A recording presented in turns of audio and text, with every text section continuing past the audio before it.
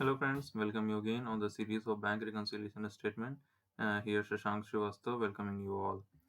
दोस्तों हम लोग बैंक रिकन्सिलिएशन स्टेटमेंट के बारे में बात कर रहे हैं। पिछले वीडियो में हमने डिस्कस किया था कि कैसे बैंक रिकन्सिलिएशन स्टेटमेंट 11th में इंट्रोड्यूस होता है, उसमें क्या क्या कॉन्सेप्ट इन्वॉल्व होते हैं और बीआरएस बनाने के लिए किन किन बेसिक्स की फंडामेंटल्स की ज़रूरत होती है, वो सब हमने पिछले वीडियोज़ में डिस्कस कर लिया है। तो अगर आपने वो वीडियो नहीं देखा है तो I request you please go and look back to that video. अगर आप वो वीडियो नहीं देखेंगे तो आपको ये पार्ट 3 ये भी बिल्कुल समझ में आने वाला नहीं है। तो आइए आज की स्टडी हम लोग शुरू करते हैं। दोस्तों देखिए, बीआरएस जो होता है वो 4 तरीके का होता है। असल में 4 तरीके का नहीं होता, 4 तरीके हैं उसे बनाने के। बैंक रिकन्सिलिएशन स्टेटमेंट होता तो एक ही है। उसमें हम सिर्फ एक कैश बुक को उसके पासबुक से वो मैच कर रहे होते हैं, रिकंसाइल कर रहे होते हैं। उसको बनाने के लिए 3 तरीके हैं, 4 तरीके हैं सॉरी। 4 तरीकों में पहला जो तरीका है वो है ये, starting with cash book and ending with passbook. Cash book के debit balance, starting with cash book debit balance and ending with passbook credit balance. अगर आपको याद हो तो मैंने आपको पिछले वीडियो में बताया था कि कैश बुक के लिए जो डेबिट बैलेंस होता है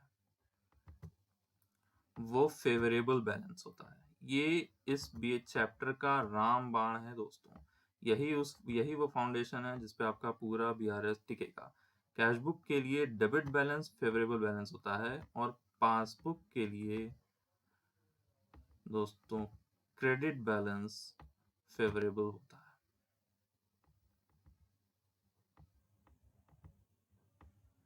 कैश बुक के लिए डेबिट बैलेंस फेवरेबल होता है और पासबुक के लिए क्रेडिट बैलेंस फेवरेबल होता है। तो अनफेवरेबल क्या होता है? कैश बुक के लिए क्रेडिट बैलेंस अनफेवरेबल हो जाएगा और पासबुक के लिए डेबिट बैलेंस अनफेवरेबल हो जाएगा, जस्ट उसका अपोजिट। फेवरेबल अनफेवरेबल कहने का मतलब क्या है? फेवरेबल कहने का मतलब है कि आपके बैंक अकाउंट में बैलेंस है। फेवरेबल कहने का मतलब क्या है कि आपके बैंक अकाउंट में बैलेंस है।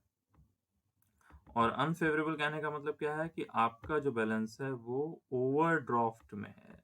And I hope you all know about overdraft, and if you don't then please do comment on the comment box, in the comment box. अगर आपका अनफेवरेबल बैलेंस है तो वो क्या है अब दोस्तों? वो एक ओवरड्राफ्ट है। ओवरड्राफ्ट हम आपको बेसिक बता देते हैं। ओवरड्राफ्ट मतलब होता है कि आपने बैंक से अपने बैलेंस से ज़्यादा पैसा निकाल के रखा है और ये सिर्फ उन्हीं को फैसिलिटी मिलती है जिनके पास करंट अकाउंट होता है। Current account mainly business person के पास होता है। तो कैश बुक के डेबिट बैलेंस से शुरू करके हम पासबुक के क्रेडिट बैलेंस तक पहुंचे, एक तरीका। या फिर कैश बुक के डेबिट बैलेंस यानी कि फेवरेबल बैलेंस से शुरू करें और पासबुक के डेबिट बैलेंस यानी कि अनफेवरेबल बैलेंस पे एंड करें। तीसरा तरीका, कैश बुक के क्रेडिट बैलेंस यानी कि अनफेवरेबल बैलेंस से शुरू करें और पासबुक के डेबिट बैलेंस यानी कि अनफेवरेबल बैलेंस पर भी खत्म करें। और चौथा तरीका कि कैश बुक के क्रेडिट बैलेंस यानी कि अनफेवरेबल बैलेंस से शुरू करें और पासबुक के क्रेडिट बैलेंस यानी कि फेवरेबल बैलेंस पे उसको खत्म करें। दोस्तों इन 4 कंडीशंस के बाद कोई चौथी कंडीशन नहीं लगती है जो कैश बुक में अप्लाई होगी। फिर से एक बार डिस्कस करते हैं। कैश बुक के डेबिट बैलेंस यानी कि फेवरेबल बैलेंस से शुरू करें और फेवरेबल बैलेंस यानी कि पासबुक के क्रेडिट बैलेंस पे खत्म कर दें। दूसरा, कैश बुक के डेबिट बैलेंस से शुरू करें और पासबुक के डेबिट बैलेंस पे खत्म करें। तीसरा, कैश बुक के क्रेडिट बैलेंस से शुरू करें और पासबुक के डेबिट बैलेंस पे खत्म करें। और कैश बुक के क्रेडिट बैलेंस से शुरू करें और पासबुक के क्रेडिट बैलेंस पे खत्म करें। इन चारों में से कोई ना कोई एक इन्फॉर्मेशन आपको दी रहेगी, चाहे आपको कैश बुक का डेबिट बैलेंस दिया रहा है, पासबुक का क्रेडिट बैलेंस दिया रहा है, कैश बुक का क्रेडिट बैलेंस दिया रहा है या पासबुक का डेबिट बैलेंस दिया रहा है। आप एक बुक से शुरू करेंगे और दूसरी बुक पर जाकर के खत्म करेंगे। ये है बीआरएस बनाने का बेसिक फंडा। आइए आगे चलते हैं।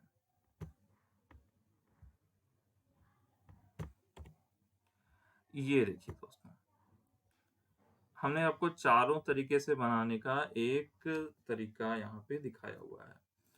पहला है starting with favourable balance and ending with favourable balance. Favourable balance क्या है? कैश बुक का डेबिट बैलेंस एक फेवरेबल बैलेंस है, यानी कि मेरे बैंक में पैसा है। कितना पैसा है मेरे बैंक में? 10,000 रुपीज। अब ये जो ऐड और सब्ट्रैक्ट है, ये वो रीजंस हैं जिनकी वजह से आपका कैश बुक और पासबुक का बैलेंस मैच नहीं किया है। ये आप पता कैसे करेंगे?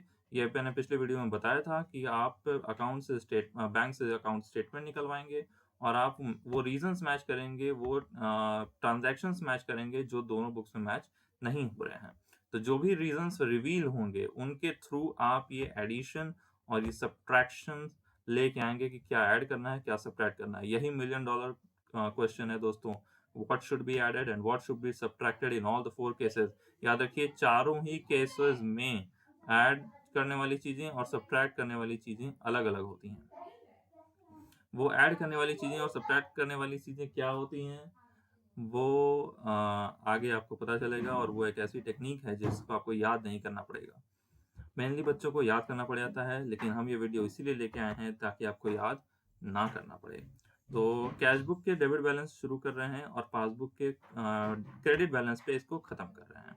कैश बुक का डेबिट बैलेंस मैंने शुरू किया, कुछ जो ऐड करनी थी उन चीज़ों को ऐड किया। ये मेरे पास नेक्स्ट अमाउंट आई। इसमें से कुछ जो मुझे सब्ट्रैक्ट करना था वो मैंने सब्ट्रैक्ट किया, और मेरे पास जो फाइनल अमाउंट जो आ रही है निकल के, वो मेरे balance of passbook credit balance है। यानी कि मेरा कैश बुक कह रहा था कि मेरे बैंक में 10,000 रुपए होना चाहिए, लेकिन मेरा पासबुक कह रहा था कि मेरे बैंक में 9,500 ही है। तो ये जो अंतर आया है 500 का, ये जो डिफरेंस आया है दोस्तों 500 का, ये क्यों आया है? ये इन ट्रांजैक्शंस की वजह से आया है। अगर आप इस नेट ऐड 1000 और नेट सब्ट्रैक्ट 1500 का डिफरेंस देखें, इस फिगर और इस फिगर का डिफरेंस देखें, तो आपको दिखेगा कि ये डिफरेंस 500 का ही है, जो आपके बैलेंसेस में डिफरेंस आ रहा था 10,000 और 9,500 का। दूसरा जो कंडीशन है कि हम एक अनफेवरेबल से शुरू करें और अनफेवरेबल पे खत्म करें। यानी कि अब देखिए, ऊपर और नीचे कुछ भी हो सकता है। या तो अगर आपको कैश बुक क्वेश्चन में कैश बुक का बैलेंस दिया हुआ है तो आप कैश बुक से शुरू करेंगे और आप पासबुक तक का आंसर लाएंगे। अगर आपके क्वेश्चन में पासबुक का इन्फॉर्मेशन दिया है तो आप पासबुक से शुरू करेंगे और कैश बुक का आंसर लाएंगे। यहाँ आप कर क्या रहे हैं?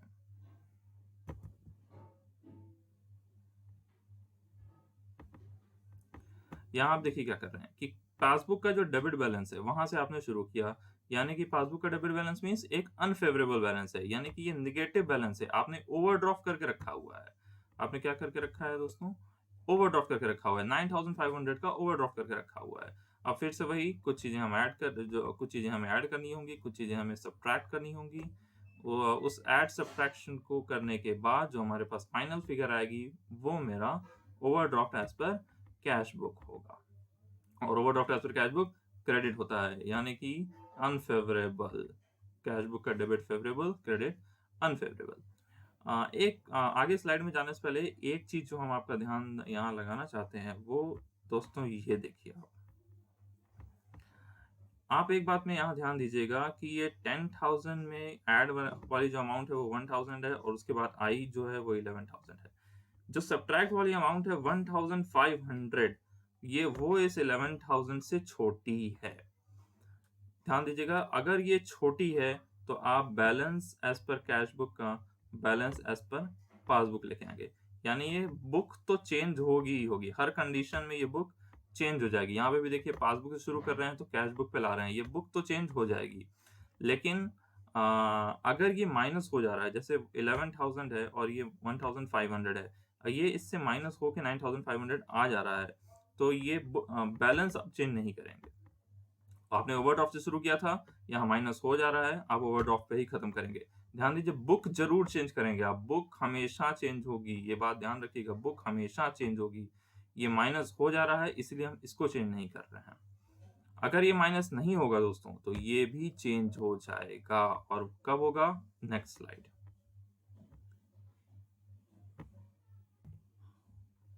ये देखिए दोस्तों,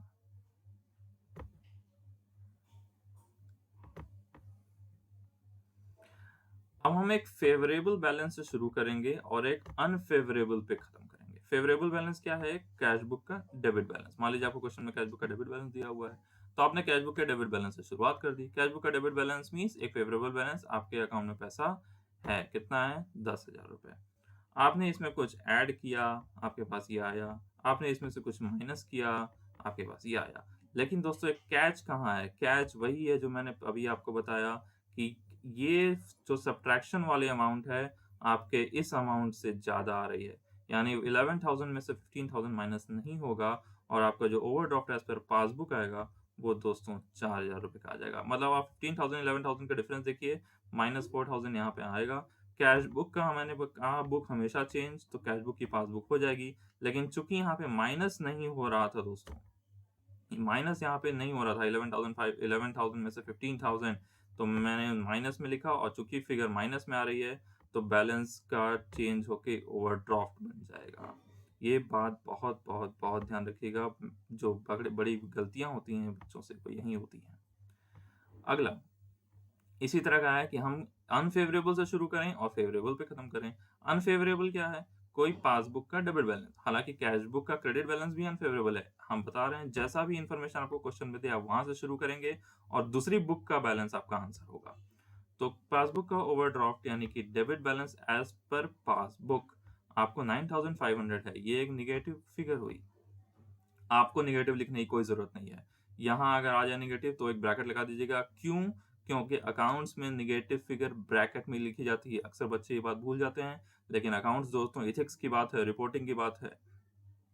तो आपको नेगेटिव फिगर आपको ब्रैकेट में ही दिखाना चाहिए।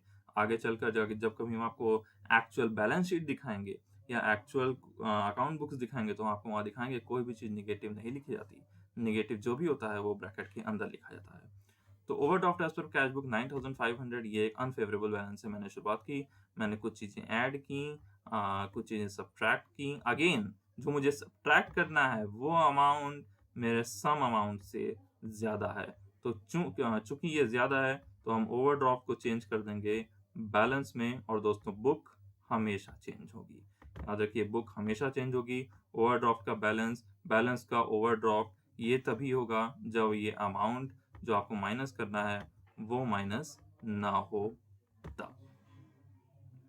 अब दोस्तों वो मिलियन डॉलर क्वेश्चन जिस पे पूरा ये मेथड बेस्ड है और वो ये है कि क्या टेक्निक होती है जिससे हमको ये याद ही ना करना पड़े कि कब किसको ऐड करना है और कब किसको सब्ट्रैक्ट करना है।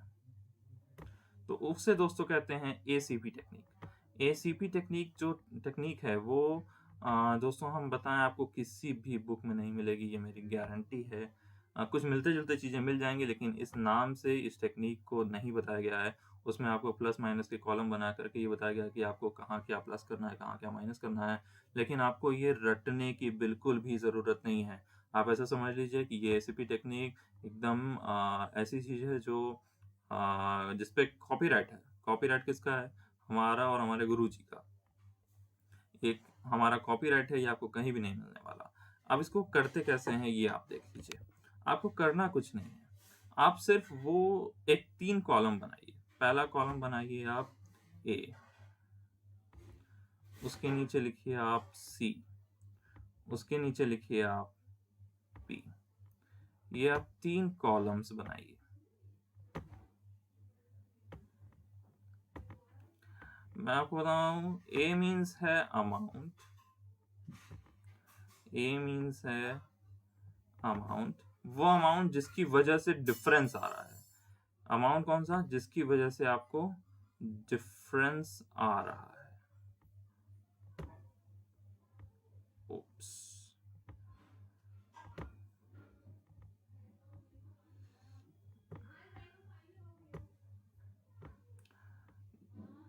अमाउंट यानी कि वो अमाउंट जिसकी वजह से आपको डिफरेंस आ रहा है। मान लीजिए इंटरेस्ट बैंक ने क्रेडिट कर दिया और वो इन्फॉर्मेशन आपको नहीं मिली, तो वो इंटरेस्ट की जो अमाउंट है वो आपका ये बीआरएस में डिफरेंसिंग अमाउंट है। वो अमाउंट है जो आपका कैश बुक और पासबुक के बैलेंस को डिफर कर रही है। मान लीजिए 8,000 का आपने चेक इशू किया, लेकिन आपने जिसको चेक इशू किया वो उसने अभी तक इन कैश नहीं किया है। आपने कैश बुक में लिख दिया होगा, तो ये जो अमाउंट है वो बैंक में रिफ्लेक्ट नहीं हो रही होगी और ये भी अमाउंट क्या कर रही है? डिफरेंस क्रिएट कर रही है। तो वो ₹50, वो 8,000 रुपए या जो भी अमाउंट है, जिसकी वजह से डिफरेंस आ रहा है, वह अमाउंट यहाँ आप ऊपर लिखते जाएंगे एक एक करके। अब आप ये सोचेंगे कि सी का मतलब है कैश बुक और पी का मतलब है पासबुक। ठीक है, हम मान लीजिए एक एग्जांपल ले रहे हैं कि 50 रुपीज इंटरेस्ट का है। 50 रुपीज किसका है? इंटरेस्ट का। मान लीजिए 50 रुपीज है इंटरेस्ट का। अब ये 50 रुपीज इंटरेस्ट आपको बैंक ने क्रेडिट किया हुआ है, तो और आपको ये इन्फॉर्मेशन नहीं मिली है, तो क्या होगा कि आपकी कैश बुक और पासबुक में ये डिफरेंस क्रिएट कर रहा होगा, क्योंकि पासबुक में तो दिखा होगा लेकिन कैश बुक में नहीं दिखा होगा। दोस्तों बस यही आपको सोचना है। आपको ये सोचना है कि जो अमाउंट है वो कहाँ लिखी होगी और कहाँ नहीं लिखी होगी। जहाँ लिखी होगी वो पॉजिटिव में लिखी है या निगेटिव में लिखी है, मतलब उसके आने से पैसा बढ़ा है या घटा है। जैसे 50 रुपए इंटरेस्ट बैंक ने क्रेडिट किए हैं, 50 रुपए इंटरेस्ट बैंक ने क्या किए हैं? क्रेडिट किए हैं। तो क्रेडिट करें या मतलब पैसा बढ़ा है, तो आपके पासबुक में तो बढ़ा हुआ अमाउंट दिखाई देगा, लेकिन आपके कैश बुक में ये इन्फॉर्मेशन नहीं है, तो आप यहाँ माइनस लिख दीजिए। बस यही आपको सोचना है दोस्तों, कि जो अमाउंट है उसकी वजह से कौन सी बुक पे अफेक्ट पड़ रहा है, और जिस बुक पे अफेक्ट पड़ रहा है उस पे पॉजिटिव इफेक्ट पड़ रहा है या निगेटिव इफेक्ट पड़ रहा है। एक और एग्जांपल से आपको समझाते हैं कि मान लीजिए 1000 रुपीज किसी ने हमें चेक दिया और मैंने कैश बुक में उसको लिख लिया है। कैश बुक में लिख लिया मतलब कैश बुक में मैंने उसको क्रेडिट कर लिया है। लेकिन जिसने मुझे चेक दिया, मैंने चेक लेने के बाद उसको बैंक में जब दिया तो बैंक में इन कैश होने में टाइम लग गया और वो मेरे मंथ एंड या क्वार्टर एंड तक इन कैश नहीं हो पाया, तो आपके पासबुक में वो रिफ्लेक्ट नहीं हो रहा है। आपने जब चेक लिया था तो आपने कैश बुक में लिख दिया, लेकिन चूंकि बैंक ने अभी उसको कलेक्ट नहीं किया है उससे जो आपका पेई है उससे आपको उसके अकाउंट से आपके अकाउंट में पैसा ट्रांसफर नहीं आया है, तो पासबुक में अभी उस वो अमाउंट रिफ्लेक्ट नहीं हो रही है। तो ये जो 1000 का अमाउंट है ये एक डिफरेंस क्रिएट कर देगा। तो जिस अमाउंट से डिफरेंस क्रिएट हो रही है पहले वो अमाउंट आप एक कॉलम में लिखेंगे, एक कॉलम में वो अमाउंट लिख लीजिए। उसके बाद कैश बुक में आज अब आप ये सोचिए कि जब मुझे चेक मिला था तो मैंने तो कैश बुक में लिख लिया है, लेकिन बैंक में क्रेडिट नहीं हुआ है तो बैंक में वो फिगर माइनस है। एक चीज और ध्यान दीजिएगा कि अगर आपको एक बुक का पता चल जाए तो दूसरी बुक में हमेशा उसका अपोजिट ही होगा।